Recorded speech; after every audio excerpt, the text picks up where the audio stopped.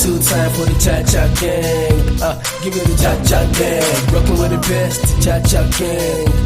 Give me the Cha Cha Geng. Alaila with Cha Cha Geng.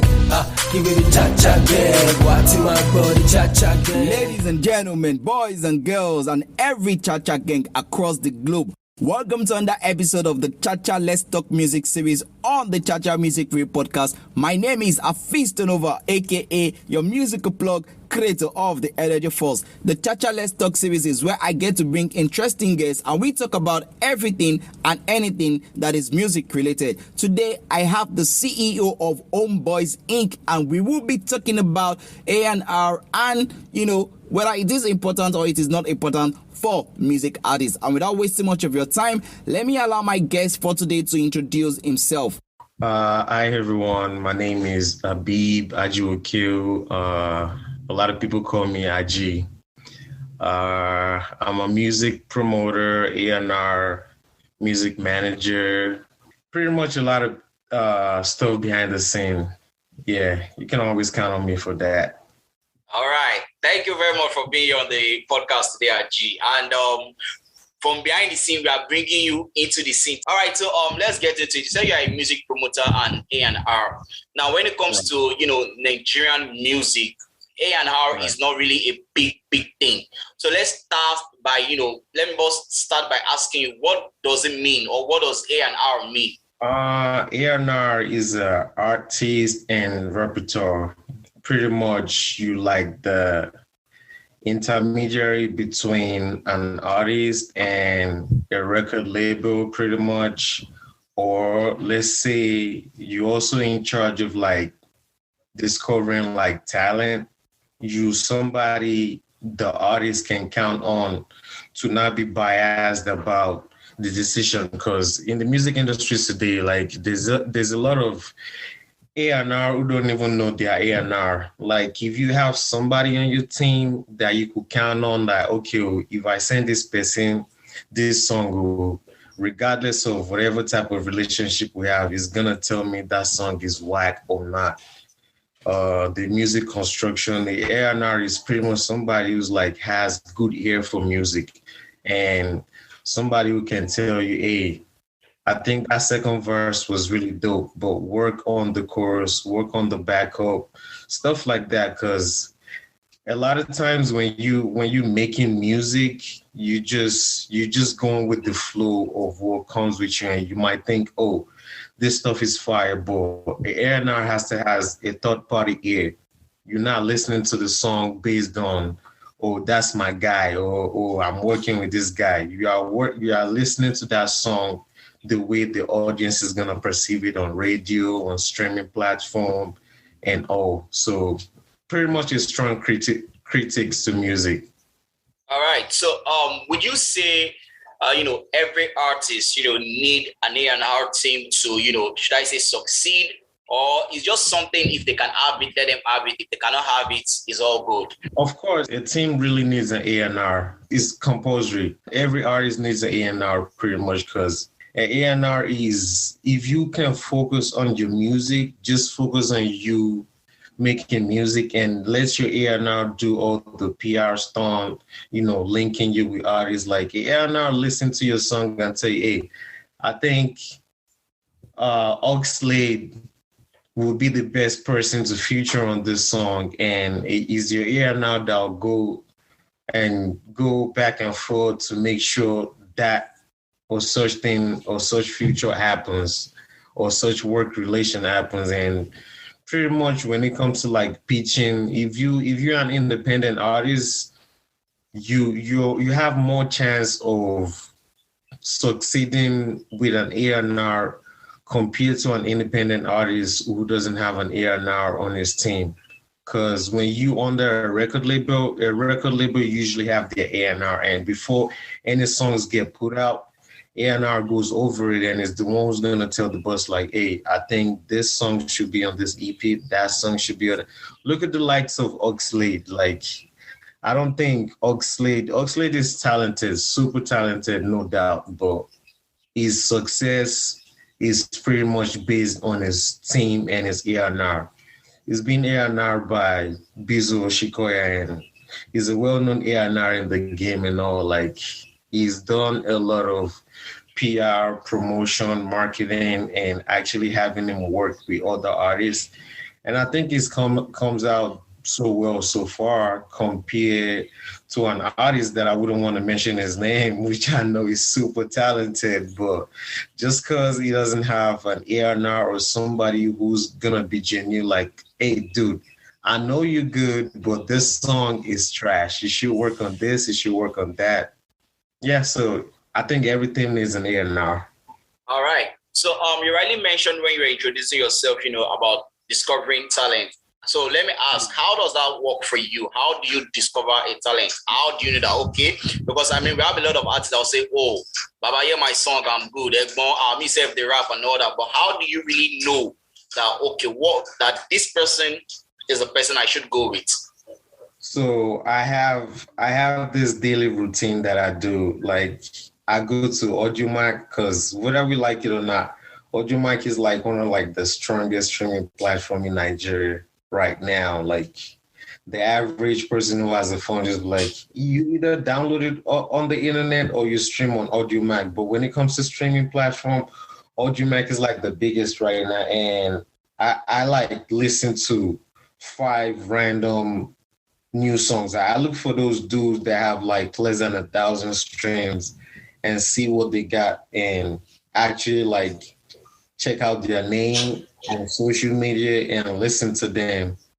And so far it has been working with me because I like give them a little bit of advice. I like promote them for free sometimes. And if the turnout comes out good, then we ended up building a working relationship. But it doesn't stop there in the sense that people actually send, like, they come into because I'm the CEO of a music management company called Homeboyz Incorporation, Homeboyz Inc. And that's pretty much all we do. Like, we into like promoting, digital marketing, A&R, like music construction. Like, we have, if I post like 2 artists or 3, like I've probably got like 20 or 30 songs that I've actually told the artist like, hey, sorry, like, I'm not being mean or anything, but this is not the one. Go back and work. Because a lot of artists these days is like, they just want to blow. Like, they want to drop a song and blow, but it's like a process to music. If you really want to attain that success, it doesn't come overnight. Like, look at the likes of Ira Star, for example. After she got signed, she was in Maven Records for a year before she even dropped a single. Some artists don't have that patience. If you work with an artist right now, they just want to drop that song. They want to drive some fly cars, but at the end of the day, like the podcast you just dropped recently with Homeboyz Incorporation is not a Yahoo. So I'm not just gonna splurge money on any artist that I think got it. But if I feel like, oh, this artist got potential, I'll go back and all for that artist. Like, 2 artists that I'm working with right now that I really think they got potential is Skankfire is from Ikorodu and Young Abro from Ikorodu also. And I think you guys should check out Raya, Bad Girl Raya on Instagram. And I think she's really good. She got it. All right. So you kind of took me to the next question. I want to ask about how many artists have you been able to, work with, those that you've given advice, and those that, you can say, okay, these are my own artists that I'm actually working with. I think you've mentioned 2 of them already, but let's just break it highs. Is there any known artists that you've actually, worked with, or most of the artists you're working with are just, on the ground and trying to build them and trying to promote them at the same time? So, I'm working with Skankfire right now and Young Abro. They're like my 2 main artists. They're like my priority right now. But when it comes to like other artists, like I've worked with a couple of artists like Major Banks, Dolakwa The Vibe, Shannon, Super T, Anderson Wavy, Raya, Martin Fields, Well, a lot of artists that I can't come up with their name right now because, like I said earlier, one of the biggest tool of being an A&R is like building relationship with like people in the music business, so that way is not just on, hey, I want you on this song, I want you on that song. You guys actually have a relationship before that. Like they always say, your network is your net worth. Network, yeah. All right, so let's talk about the money aspect. I mean, in a relationship where you have an artist, a manager, the manager get paid, the producer also get paid. So, but when it comes to an A&R, especially with an independent artist, I mean, if you're under a record label can afford or decides, okay, I'll pay you for your services. But with an independent label, how does the financial relationship here? Let me use that word. How does it work out between an A&R and an independent artist? So that's a good question and a very tricky question, because if you're an A&R, a lot of times in Nigeria, in the music scene in Nigeria, like over here in the state, is like A&R get paid pretty good. Like you get paid, you bring talent, you bring songwriters to the label. You're the one who's telling the CEO, hey, you got this. But in Nigeria, I think A&R kind of works based off commission. It depends on what agreements you have with the, what's it called, individual artists you're working with. Because look at Maven Record, for example. They got a couple of A&R that work for them. But then when you look at the likes of this Yahoo Yahoo record label, like the A&R is just pretty much like a camouflage for them to like, stay behind the scene and just have them look like they're doing something and they're not really. So, but me, to be honest, my own part of A&R is like, I'm a music junkie. Like I love music so much. So if I think an artist actually got it, like I'm not expecting anything from you right now because I know you don't have it. So it's up to you to think, okay, maybe when I blow up someday or somehow, then there'll be a commission based also, or maybe a compensation based that, okay, this person has like been my back, because pretty much with my artists right now, like that under my management, the kind of agreements we have is not such an agreement that is gonna like tie them down, because like I said, he's not a record label yet. A lot of record label in Nigeria that they think they're a record label, they don't have the proper structure for a record label. So I think I'm comfortable just being under the umbrella of like a management company at this point. So if any company, let's say Maven Record, I say Maven Record a lot because that's the biggest record label in Nigeria. So let's say Maven Record, for example, comes and trying to sign Skank, for example. So he's not tied under the contract. There's not gonna be no arguments or all these blog carrying stuff about us, in the sense that they could always go sign. But if you want Homeboyz to still, because that's what people don't really understand, like if you still want Homeboyz to then still manage you while you're on the Maven Record, that could still happen, because we're not a record label, we just a management company for now. And if you choose to still have personal, fine. But to just round it up, yeah, I pretty much finance the artists I work with when it comes to like putting out music and structuring it. Okay, so let me just paint another picture, because I mean, one of the things that really, really goes down when it comes to music, it's a lot of finance and all that, and we've had a lot of issues whereby, I discovered this artist, then this artist blew, this artist didn't do this, that artist didn't do that. So my question is this: so let's say, like you rightly pointed out in your example, maybe an artist comes to sign, Skank Fire, and they decide that they want to manage him and they don't want you to manage him anymore. Is there going to be anything like, okay, you know what, I mean, I'll spend about maybe $50, $500, $1,000 on this artist before you discover them. I need to get paid for what I've done before you can go. Or you just say, oh, you know what? I wish you all the best. Yeah, something like that.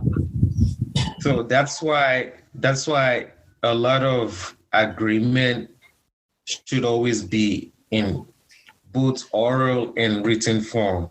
Okay. Like if I'm gonna sign any management contracts with any artist, be it 2 years, 3 years, there's an account. There's an account for I spent this on this, I spent that on that, and it's actually written. The artist knows about it. I know about it.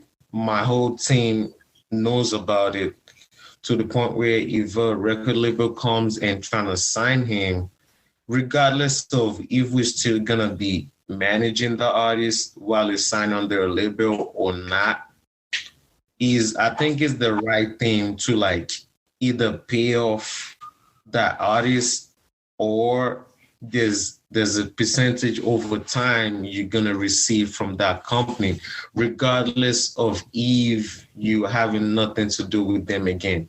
Like, I know they're not gonna disclose it, but as much as Wizkid is independent now, he is Starboys, but there's still a percentage of his money that still goes to Banky W. He might have ended, it might still be going on, but there's still a percentage of money that goes to him based off, he invested a lot in Wizkid. I think everybody knows that. And it became, there's nothing wrong in you deciding to be independent when you feel like you're now bigger than the record label itself. But you just there gotta be an understanding that, okay, yeah, when I had nothing in my bank account, this was the person that was like writing for me, financing for me, making sure my music get put out, the promotion, music video, all of that. Come on.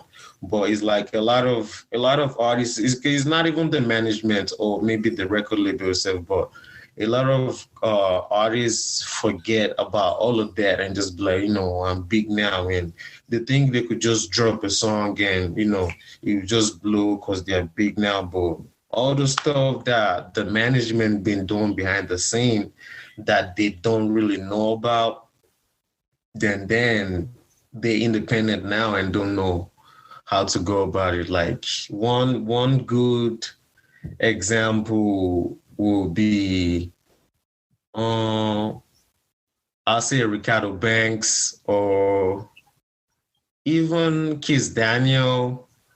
Who else?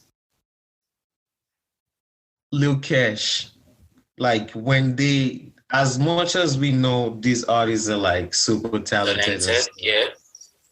As soon as they left your record label, it's like they'll play their song for about like 2-3 weeks and we don't really hear nothing again. And it's just not hitting, like, because a lot of times it's not as if these songs are not good, but there's a thing about hearing music on and on and on. Like you go here, they're playing this song, you go in there, they're playing that song. Even if you don't want to play it on this song, you're like, what's this song that all these people are crazy about? Let me listen to this song again. You might get stuck, but you never, even Wizkid, the biggest artist that we know, still do promo. They still push their music and stuff. So, and a lot of that only works when you have a team. Look at OBU, for example, regardless of how his album turned out this year, because to be honest, I'm not just being but the album didn't go as expected, but he has a strong team. Wizkid got a strong team. Burna Boy got a strong team behind them. Like when you look at the successful artists in Nigeria or Africa, there's like a team behind them, both management, A&R, marketing, and honest people on the team that can tell you this song is trash, this song is good. Now, we've spoken about some of these artists and, how they get their A&R right and how some of them get their A&R wrong and what they need to do. Now, let's say there's someone listening to this podcast that wants to go into A&R. What does that person need to do? What steps does that person needs to take? Because I just want to, I don't want to believe it's just, oh, I have good ears for music, then I call myself an A&R person, you know. So what's involved? You could either, because I don't think there's a degree for A&R, or you go to school to learn to be an A&R. It's just a term that was generated, and to be an A&R, I think like you have to like study. It's beyond, like I said, I have my routine of listening to like, you know, 5 unknown artists with less than 1,000 stream on Audiomack every day. And I just think you can't just be an A&R just because, you listen to music. When I had a conversation with Bizu Oshikoya, it told me like the biggest tool of an A&R is his ability to network. Like, if you don't know, you can listen to all the music, whatever. You can listen to 1,000 unknown artists, but if you don't have the resources, even if you have the resources, if you don't know the right people, like, you gotta like network with DJs, you gotta network with other A&R, because you can't know it all. Some people have been in the game before you, and music executive, record label, because that's the sole aim. You're not a record label to sign the artist, but if you're discovering this talent, what are you gonna do with it? You gotta be able to like market those artists and actually pitch them to like record label, other A&R, because if you have connection and good communication skills with the rest of the A&R, you might not even be the one pitching that artist to the record label. You might be like, hey, so person, listen to these new artists. I think they're really good. Or you send them. I have an email catalog that I send new songs or any songs that I think got potential. I send it to like other A&R and like ask for their honest opinion. Like, hey, criticize this song for me. What do you think needs to be improved on this song? 9%, 99% out of 100, there will be like negative criticism on the song, but you just have to like sum it all up and be like, okay, because I've sent a song, I wouldn't mention his name, but I sent one of the artists I'm working with, Young April, I sent this song to an A&R, and the A&R, I really love that song so much. And I sent it to another A&R, and he told me it was a good songwriting, but because the artist kind of sounds similar to the artist he's working with, he told me the vocals was trash. And every other person that I sent it to, they said the song was really good. They didn't even pay attention to the lyrics. They paid attention to the vocals. So you just got a little bit psychological about it also. Like, it's beyond just, I sabi listen to music, or this music fire. Like, you're an individual. You think that song is good, but your ability to like know if that song is good in third party ear is like actually knowing how to like do your research, your statistics, and build up the number and say, okay, I think this is a good song, or this is what you need to work on. So pretty much to round the question up, like being an A&R is like you need networking and self-education. Self-education is the key, because like I said, no university or college has a course for like how to be an A&R or study A&R. You could study accounting, you could study economics, but you could study music, like your personal knowledge on music will really help. Like, so if you're in college, for example, I'm just putting that out there. If you're in college, if you which university, and you thinking about going into the music scene, I don't know how it works in Nigeria, but over here, like I've taken a couple music classes, like just to have like the knowledge about it. You could either take it online, just to have like a background knowledge about what this is. So that way you don't look stupid and actually know what the fuck you're doing. Okay, so you've spoken a lot about A&R, and like you already said, you are a music junkie. So let me just ask you this, because I mean, right about now in America, the war is between Kanye and Drake. So Donda and Certified Lover Boy, which album, as an A&R person, which album do you think will come out on top? It's not even would think will come out on top. I've listened to both album, and quote and unquote, I'm a diehard Kanye West fan. But being an honest music lover and a music junkie, like I said, I'll give it to Drake. I'll give it to Drake, man. Why? Because the whole content of the album is like, first of all, when you putting out a project, like you don't let the thirst for that project be too much. Like, we know you Kanye. Like, there's been a lot of like 3 dates set up for the album, and come on, the album has 27 songs on it. If you really want your album to like be actually get to people, I don't care how lyrical it is, like people will get bored. And there's a lot of Kanye is like he's a genius, and sometimes when you're a genius, people think you're like crazy and all, but his album is just lyrics for lyrics, the whole production, mixing, sampling. I just think Drake album it's better. Donda is a good album. Like, let's say, for example, if that was a project in school, I'll give Certified Lover Boy by Drake a A+ with honor, and I'll give Kanye West a B+.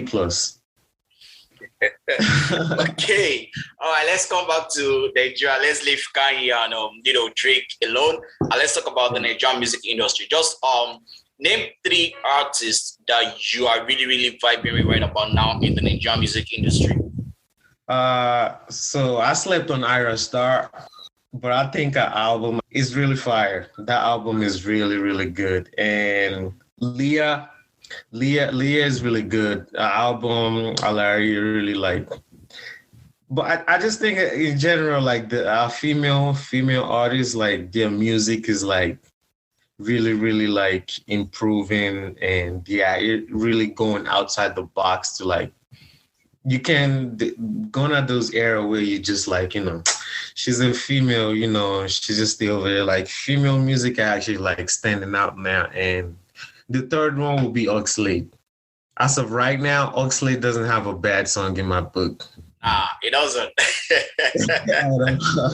If there's one thing I like about Oxlade, it has to be his vocal. I mean, his vocal range is crazy. Crazy. All right, so we are about to round up with the whole interview and all that. But let me just quickly ask you this, for those that might be listening, any upcoming artists or upcoming producers that might be listening and they need Homeboyz Inc. as part of the management, or they just need 1 or 2 advice, how can they get to connect with you? You can reach me out through my email, talk to homeboyz@gmail.com, or just send a DM on Instagram, homeboyz.inc. And I'm always on my phone. I respond.